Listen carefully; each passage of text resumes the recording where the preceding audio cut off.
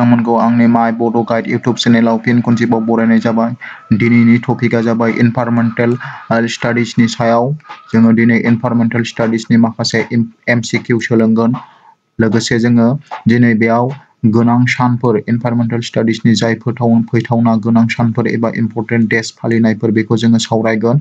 बे इम्परटेन्ट डेजफोरनि मादावहाय जोंना आनजादाव मोनसे फैखायो 2012 मायथाइयावबो फैदों, 2019 मायथाइयावबो फैदों आरो दा देग्लाय जानो गोनां 2021 मायथाइयावबो बेनिफ्राय मोनसे फैखागोन। बेनिखायनो नोंथांमोना बे भिडिअखौ स्किप खालामालासिनो जोबजासिम नायोब्ला जानो गोनां आनजादाव फैगोन कुइसनखौ नोंथांमोना हागोन होननानै आं आसा खालामो। बेयाव लोगोसे जों 2019 मायथाइनि सल्भबो खालामनाय जागोन। 2019 मायथाइयाव फैनाय जोंहा इनभाइरनमेन्टेल स्टाडिजनि कुइसनखौबो जों सल्भ खालामगोन। अब्ला नोंथांमोना भिडिअखौ जोबजासे नायलांब्लानो जाबाय। अब्ला फैदो जों भिडिअखौ आराम्भ खालामदिनि। दाना जोङो बेयाव नोंथांमोना स्क्रिनाव नुनो मोनदों बेयाव माखासे इम्परटेन्ट डेजफोर फालिनायखौ होनाय जादों। नोंथांमोना बेखौ स्क्रिनशट खालामनानै लानो हागोन आरो गोसोआव लानो हागोन जाहाथे जानो गोनां आनजादाव मोजाङै मोजां हायो। बेयाव आं फारि फारि फरायलांसै।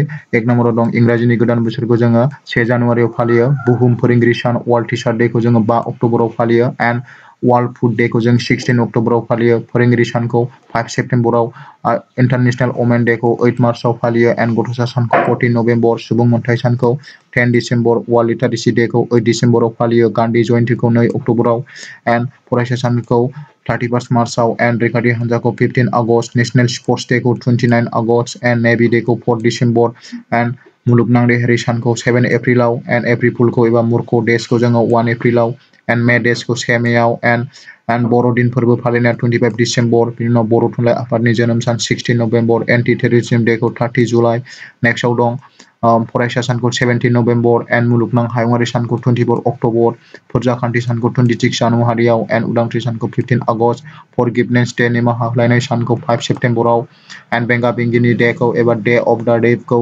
26 सेप्तेम्बर, मुलुगनां आबहावा सानखौ 5 जुन, जाय बे कुइसना जोंहा 2012 मायथाइयाव जोंहा आसाम टेटआव फैदोंमोन। बे एन्ड 27 आव हिर'शिमा सानखौ 6 आगस्ट एन्ड मुंख्लं सान मार्टियार डेखौ 30 जानुवारियाव, बुहुम सुबुं सानखौ वर्ल्ड पपुलेशन डेखौ माला 11 जुलाइआव फालियो एन्ड बिनि उनाव बुहुम थै दान होनाय blood and world blood donation डेखौ जों 14 जुनाव फालियो। दा नेक्स्टआव फैदो जोङो माखासे नायबावनोसै। नेक्स्टआव दंनाय important days and days of the year बेयो इंराजिनि होनाय दङ। नोंथांमोना बेखौबो स्क्रिनशट खालामनानै लानो हागोन आरो फरायनो हागोन। एन्ड जानुवारियाव जोङो मा फालियो नै 5 to 11 जानुवारियाव जोंना रड सेफ्टि उइकखौ फालियो एन्ड 12 जानुवारियाव जोंहा नेशनेल इयथ डेखौ फालियो एन्ड 15 जानुवारियाव आर्मि डेखौ फालियो एन्ड 15 निफ्राय 21 जानुवारियाव पिन कड उइकखौ फालियो। 23 जानुवारियाव नेशनेल डे अफ पेट्रियटिज्मखौ फालियो। 26 January republic day and 30 January martyrs day. दाना फेब्रुवारियाव जोंहा 1 निफ्राय 14 आव वाइल्ड कनजारभेशन फर्टनाइट फालियो। 14 फेब्रुवारि भेलेन्टाइन डे। दाना मार्चआव 4 मार्चआव जोङो नेशनेल सेफ्टि डे एन्ड 8 मार्चआव जोङो इन्टारनेशनेल वमेन डे फालियो एन्ड 15 मार्चआव कन्ज्युमार डे। 16 मार्चआव इम्युनाइजेशन डे एन्ड 21 मार्चआव वर्ल्ड फरेस्ट डे। 22 मार्चआव वर्ल्ड डे फर वाटार। 24 मार्चआव world meteorological day and 1 to 7 मार्चआव जों प्रिजार्भेशन अफ ब्लाइन्डनेस उइक फालियो एन्ड 7 एप्रिलाव वर्ल्ड हेल्थ डे एन्ड 7 निफ्राय 13 एप्रिलाव हेन्डलुम उइकखौ फालियो। 14 निफ्राय 20 एप्रिलाव फायार सार्भिस उइक। 18 एप्रिलाव वर्ल्ड हेरिटेज डे एन्ड 22 एप्रिलाव वर्ल्ड अर्थ डे फालियो। दा नेक्स्ट मेआव फालिनाय 1 मेआव मे डे एन्ड 5 मेआव नेशनेल लेबार डे एन्ड 8 मेआव जों वर्ल्ड रेड क्रस डे। दाना जों 11 मेआव दं नेशनेल टेक्न'लजि डे। 15 मेआव दं international day of the family and 17 मेआव वर्ल्ड टेलिकमिउनिकेशन डे एन्ड 24 मेआव कमनवेल्थ डे। 31 मेआव वर्ल्ड नो टम्बेकु डे। दाना जुनाव 5 जुनाव फालिजां वर्ल्ड इनभाइरनमेन्ट डे जाय 2012 आव फैखांबाय बियो एन्ड 21 जुनाव वर्ल्ड योगा डे। 26 आव जोंहा national day against drug and जुलाइआव दाना फैदो 11 जुलाइआव जों world population day and August दाना 1 निफ्राय 7 आगस्टआव world breastfeeding week and 10 आगस्टआव संस्कृत दिवस। 15 आगस्टआव इन्डिपेन्डेन्स डे। 20 आगस्टआव साधभाना दिवस एन्ड सेप्तेम्बराव 1 निफ्राय 7 सेप्तेम्बराव नेशनेल निउट्रिसन उइक एन्ड 5 सेप्तेम्बराव टिचार डे एन्ड 8 सेप्तेम्बराव international literacy day and 14 and September जों फालियो हिंदी दिवस दाना next 23 September World Deaf Day and 27 September फालियो World Tourism Day दाना next October फैबाय 2 October गांधी जयंती आरो International Day of Non-Violence and Anti-Lesbianism बेखौ फालियो and 4 October World Animal Day and 8 October फालियो World Habitat Day बा 1 Monday फालियो and 8 October Indian Air Force Day को फालियो दाना 14 October फालियो World Standard Day and 15 October फालियो International Day of Rural Women and 16 October World Food Day and 24 October United Nations Day and 27 October Infant Day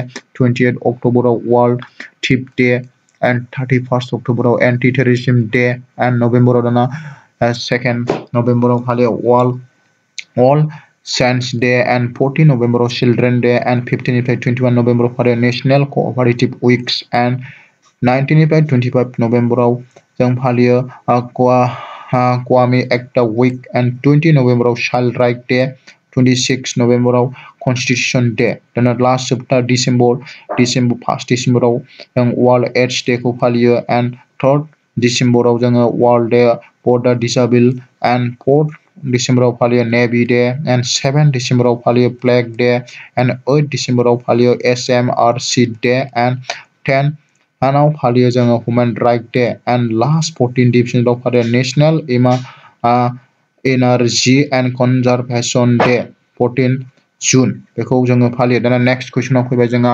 MCQ दाना MCQ आव दङ first questionआव गाहायाव होनाय बबेया गोथां थाव एबा साफा खालामै थाव दिहुनग्रा होमबा बेयाव जोङो बम्बे दङ हाइक एन्ड वेस्ट बेंगल दं आसाम एन्ड ओडिशा दं गुजरात एन्ड तामिलनाडु दं बिहार एन्ड बम्बे दं बेनि कारेक्ट एन्सार जाबाय option number A Bombay high and west Bengal दाना नेक्स्ट कुइसनाव फैबाय गाहायाव होनाय बबे मोनसे भारत हादरनि इउनियन टेरिटरि नङा जोंना इउनियन टेरिटरिया गासै जोंहा बेसेबां दंमोन 8 दंमोन दाना बे 8 नि मादाव बयो लिस्टआव गैया बेयाव जोंहा एव दं लद्दाख दं बियाव जम्मु एन्ड काश्मीर एन्ड सियाम मणिपुर डियाव चंडीगढ़ होनबा बेनि कारेक्ट एन्सारा मणिपुर जोंना गुबुन इउनियन टेरिटरिफोरनि नामखौ नोंथाङा साइडआव नायनानै लादो बेयाव दङ आन्डामान निकबार चंडीगढ़ एन्ड दादरा एन्ड नागार हावेली एन्ड दारमान एन्ड दिउ बे दङ एन्ड दिल्ली दं जम्मु एन्ड काश्मीर लद्दाख दं लाक्षद्वीप दं एन्ड पुडुचेरी दं बेखौ नोंथांमोना गोसोआव लाबानो जाबाय बेनिफ्रायबो बबेबा मोनसे कुइसनाव जाथाव दा नेक्स्ट कुइसनाव बबे एखे कुइसन बेनि कारेक्ट एन्सारा बेनो 1 आनो दाना नेक्स्टआवहाय बालाहामानि अक बिफांखौ मोननाय जायो बबे जायगायाव आबु दाबायाव ना अस्ट्रेलियायाव ना डेजार्ट अफ राजस्थानाव ना डेजार्ट अफ UAE आव अबा बेनि कारेक्ट एन्सारा अपसन नाम्बार 2 अस्ट्रेलियायाव नेक्स्ट कुइसन शेर' मोसानायखौ बबे जायगानि मानसिफ्रा मोसायो 1 आव दङ झारखन्ड 2 आव मिज'राम 3 आव मणिपुर 4 आव मेघालया होमबा बेनि कारेक्ट एन्सारा जाहैबाय जोंना अपसन नाम्बार 2 मिज'राम दा नेक्स्ट कुइसन बिफांनि बबे मोनसे बाहागोआ दैखौ खफ'आव दैथायहरो दैखौ खफ'आव दैथायहरग्राया जाबाय अपसन ए आव दं स्ट'माटा बि आव फ्रुइट सि आव ब्रान्च डि आव रुट अब्ला बेनि कारेक्ट एन्सार जाबाय अपसन नाम्बार ए स्ट'माटा दा नेक्स्ट कुइसनाव फैबाय हाग्रामा जिबारि सप्ता फालिनाय जायो हाग्रामा जिबारि सप्ताखौ जोंना 1 अक्ट'बर टु 7 अक्ट'बर 15 अक्ट'बर ना टु 21 अक्ट'बर ना 1 जुन टु 7 जुन 15 जुन टु 21 जुन अब्ला बेनि कारेक्ट एन्सार जाबाय अपसन नाम्बार ए 1 अक्ट'बर टु 7 अक्ट'बर नेक्स्ट कुइसनाव फैबाय ग्रीन हाउसनि बिजानुआव बुहुम सायाव गाहायनि बबे मोनसेया रिफिनायखौ हमथाना लाखियो ए आव दङ बिटा रोदा बि आव दं आल्ट्राभायलेट रोदा सि आव दं एक्स रोदा डि आव दं आइआर रोदा अब्ला बेनि कारेक्ट एन्सारा अपसन नाम्बार डि आइआर रोदा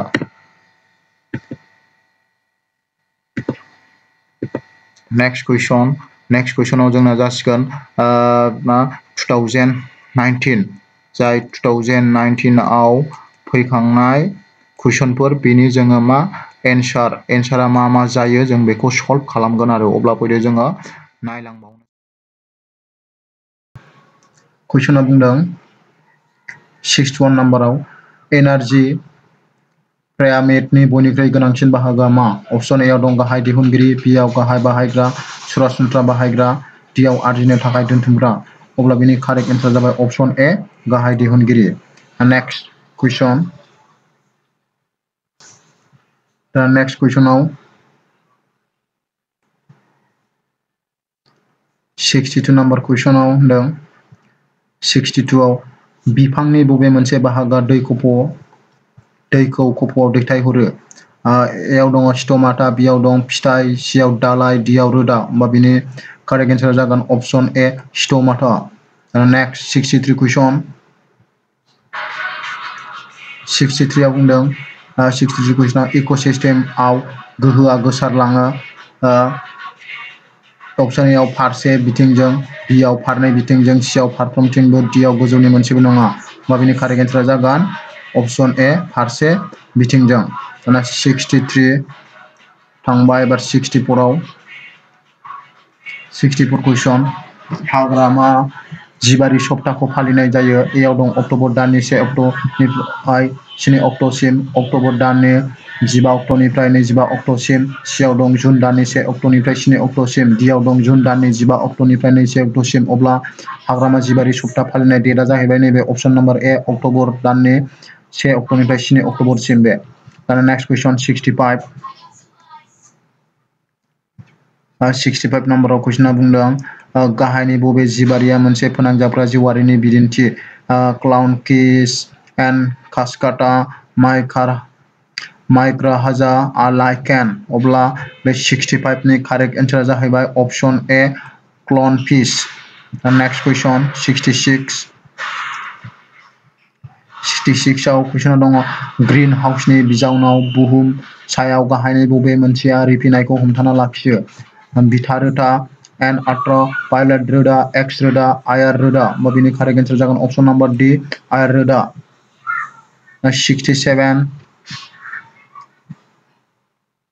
67 नम्बर कुइसन। माबा मोनसे हेंथानि जाहोनाव आलादा जानांनाय गुबुन गुबुन भुमखौराङारि ओनसोलाव मोननो हानाय जिबारिखौ बुंनाय जायो? एल'पेट्रिक, एन्ड सिम्पेट्रिक, एन्ड सिबलिंक, डिआव गोजौनि मोनसेबो नङा। होमबा 67 नि कारेक्ट एन्सारा जाबाय एल'पेट्रिक बेयो। नेक्स्ट कुइसन 68। 68 कुइसनाव बार्ड्सआ गाहायनि माजों सोमोन्दो दं? ग्लबेल वार्मिंजों, अजन ह'ल्सजों, जिब मुलुगजों, आइएसअनि बायदि आबहावा थि खालामनायजों। होमबा 68 नि कारेक्ट एन्सारा जाबाय सोरजों सोमोन्दो दं? बेयो जिब मुलुगजों। अप्शन नम्बर सी इज द कारेक्ट एन्सार। नेक्स्ट कुइसन 69।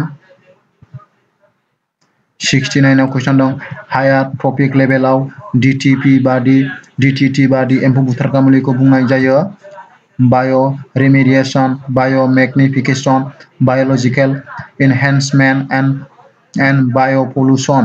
होमबा 69 नि कारेक्ट एन्सारा जोंना जागोन नैबे अप्शन नम्बर बी बाय'मेग्निफिकेसन बेयो। नाम्बार 70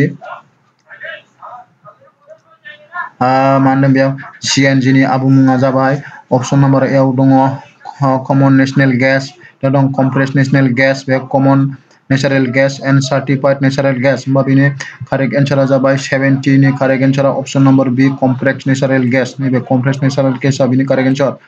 नेक्स्ट कुइसन 71। 71 आव बुंदों गाहायनि बबे हादोराव खनिनिफ्राय उन्दै गथ'फोरखौ हाबा मावहोनाय जायो? दा which of this countries employ child minor? होमबा बिनि कारेक्ट एन्सारा जाहैबाय जोंना option number D Indonesia. Next question 70 number question. Pedagogy मानि सायाव नायबिजिरो? सोलोंथाइनि सायाव, फरायसानो लामा दिन्थिनायनि सायाव, सिआव दं फोरोंनायनि मावखान्थिनि सायाव, डिआव दं फोरोंनाय आदब खान्थिनि सायाव।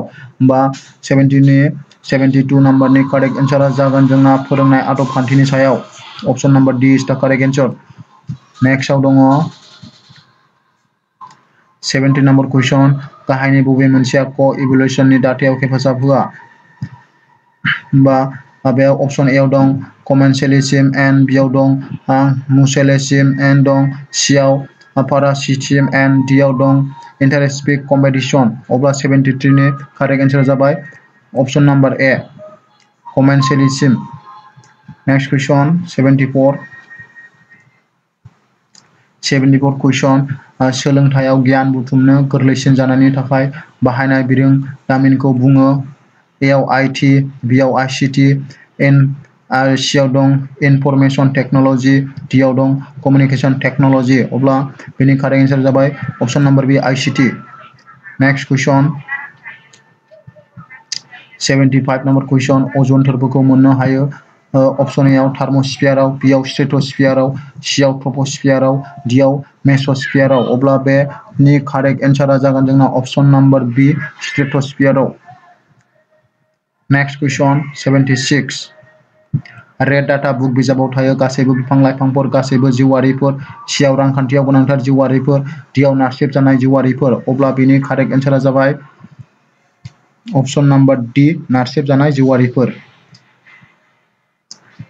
नेक्स्ट क्वेश्चन 77 आव क्वेश्चन दं मिनामाथा बेरामा मानिफ्राय जायो mercury iodine arsenic and cadmium अब्ला 75 नि करेक्ट आंसरा जोङो 77 नि करेक्ट आंसरा जोंना जागोन मार्क्यूरी नैबे ऑप्शन नंबर ए इज द करेक्ट आंसर नेक्स्ट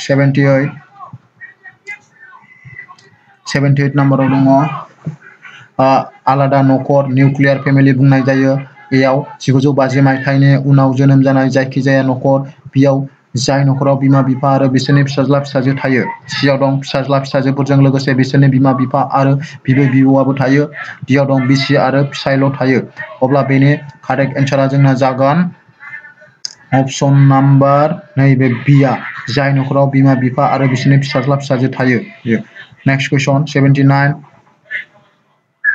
79 आव दं क्वेश्चना डेंगु बेरामाव दैबायग्राया जाबाय डेंगु बेमार दैबायग्राया जाबाय ए आव दङ एडिस थाम्फै बी आव दं किउलेक्स थाम्फै न'नि थाम्फै एनफिलिस थाम्फै होमबा डेंगु बेराम दैबायग्राया जाबाय ऑप्शन नंबर डी एनफिलिस थाम्फै नेक्स्ट क्वेश्चन 80 नंबर बायोडाइभार्सिटिया जाबाय ए आव दं बिसुब ओनसोलथिं बारायलाङो बिसुब ओनसोलथिं खमायलाङो गासैबो ओनसोलाव समान दायो अख' हांखोआव जेबो सोलायनाय लाया अब्ला 80 नि करेक्ट नाम्बारा जाबाय बिसुब ओनसोलथिं खमायलाङो नेक्स्ट 81 आव दं सुबुंनि बायदि मावबिदिन्थिनि जाहोनाव सोमजिनाय आबहावा सोलायनायखौ बुङो ऑप्शन ए आव सोरबिथिंनि नाख्रेबनाय बी आव मिथिंगायारि फोजोबस्रांनाय सी आव सोरबिथिंनि सायाव नोजोर लाखियै डी आव बारहावा गुबुंले जानाय अब्ला बेनि करेक्ट आंसरा जाबाय ऑप्शन नंबर डी बारहावा गुबुंले जानाय नेक्स्ट क्वेश्चन 82 गाहायनि बबे मोनसेया बायोडिग्रेडेबल वास्टआव गोग्लैयो प्लास्टिक पलिथिन बथल बायनाय गोजौनि मोनसेबो होमबा ऑप्शन नंबर 82 नि करेक्ट आंसरा जाबाय ऑप्शन नंबर डी गोजौनि गासैबो गोजौनि मोनसेबो नङा बेयो इज द करेक्ट नेक्स्ट क्वेश्चन 83 ओनसोलारि आरो गाव जायगायारि बायदि बायदि जिउआरिफोरनि गोसारथि रुजुजखाखौ सुनाय जायो आलादा डाइभारसिटिजों बेरा डाइभारसिटिजों गामा डाइभारसिटिजों एंड डेल्टा डाइभारसिटिजों अब्ला 83 नि करेक्ट आंसरा जोंना जागोन ऑप्शन नंबर डी डेल्टा डाइभारसिटिजों नेक्स्ट क्वेश्चन 84 आव दं अरनारि जिब जुनारफ्रा फारियै खमायलांनायनि गुबै जाहोना जाबाय जुनारजों जुनार जालायनायनि जाहोनाव अरनबारि जोबस्रांलांनायनि थाखाय सीआव थाग्रा जायगा जोबस्रांलांनायनि थाखाय एंड डीआव दं मैहुर खालामनायनि थाखाय होमबा 84 नि बेनि करेक्ट आंसरा जागोन जोंना ऑप्शन नंबर सी थाग्रा जायगा जोबस्रांलांनायनि थाखाय नेक्स्ट क्वेश्चन 85 आव दङ सुबुं सानखो बांनायखौ थि खालामनाय जायो सुबुं सानखो बांनाय हारनिफ्राय जोनोम सानखोनिफ्राय थैनाय सानखोनिफ्राय डीआव दं थि थाखानाय फुंखानिफ्राय होमबा जोङो सुबुं सानखो बांनायखौ माजों थि खालामगोन जाय जोंना इनफरमेशन दंखायो बा डाटा दंखायो अब्ला बिनि करेक्ट आंसरा जाबाय ऑप्शन नंबर डी थि थाखानाय फुंखानिफ्राय नेक्स्ट क्वेश्चन 86 आव दङ सुबुं सानखो बांनाय दिन्थिग्रा फर्मुलाया जाबाय ऑप्शन नंबर ए आव बेबायदि ऑप्शन नंबर बी आव बे option number C option number D अब्ला बिनि करेक्ट आंसरा जाबाय option number A dn by dt equal to rn next 87 गाहायनि बबे मोनसेया बारहावा गुबुंले खालामग्रा नङा उखुन्दै nitrogen gas carbon dioxide sulphur dioxide बेयाव गासिबो एन्सारानो बेयाव बारहावा गुबुंले खालामग्रा गोजा बेबो बारहावा गुबुंले खालामो कार्बन डाइ अक्साइडबो खालामो नाइट्रजेन गेसआबो बारहावा गुबुंले साल्फार डाइ अक्साइडबो बारहावा गुबुंले अब्ला बेयो कुइसना मिस्टेक बेयो नेक्स्ट क्वेश्चन 88 गोहो सोमजिहोफिननो हानाय फुंखाया जाबाय खैला पेट्रलियाम बिफां लाइफां आरो इउरेनियाम बा बेनि करेक्ट आंसरा जाबाय ऑप्शन नंबर सी नेक्स्ट 89 दं सिमेन्ट फेक्टरियाव मावग्रा सुबुंफोरनाव मा बेराम साबफानो हाथाव होमबा बेयाव दङ एआव लिउकेमिया, बियाव दं बन मेरो बेराम, सियाव दं एसबेसनसिस एन्ड डियाव दं साइटोसिलिक्सिस होमबा 89 नि जोंना कारेक्ट एन्सारा जाबाय अपसन नाम्बार डि साइलिसिक्सिस बे बेमारा सिमेन्ट फेक्टरियाव खामानि मावग्राफोरनियाव जानो गोरलै जायो। दाना नेक्स्ट कुइसन 90 नम्बर कुइसन सारि गायनाय बिफांनि गेजेराव मावनाय आबादखौ बुंनाय जायो। ए नम्बराव ससियेल फरेस्ट्रि, बियाव जुम आबाद, थावगाखान्थि एन्ड डियाव एग्र' फरेस्ट्रि होमबा 90 नि कारेक्ट एन्सार जागोन अपसन नाम्बार सि दावगिया खान्थि। होमबा बेखिनियाव जोंना 2019 मायथाइयाव फैनाय आसाम टेटनि एनभाइरनमेन्टेल कुइसननि जोङो एन्सार के गासिखौबो जोङो रिभिजन खालामखांबाय। अब्ला बेखिनियावनो दिनैनि भिडिअ'आबो जोब्बाय। गोजोन्थों। नोंथांमोना जुदि भिडिअ'खौ मोजां मोनदोंब्ला भिडिअ'खौ लाइक होदो आरो चेनेलखौ साबस्क्राइब खालामदो आरो नेक्स्ट भिडिअ'खौ नेनानै थादो। Thank you.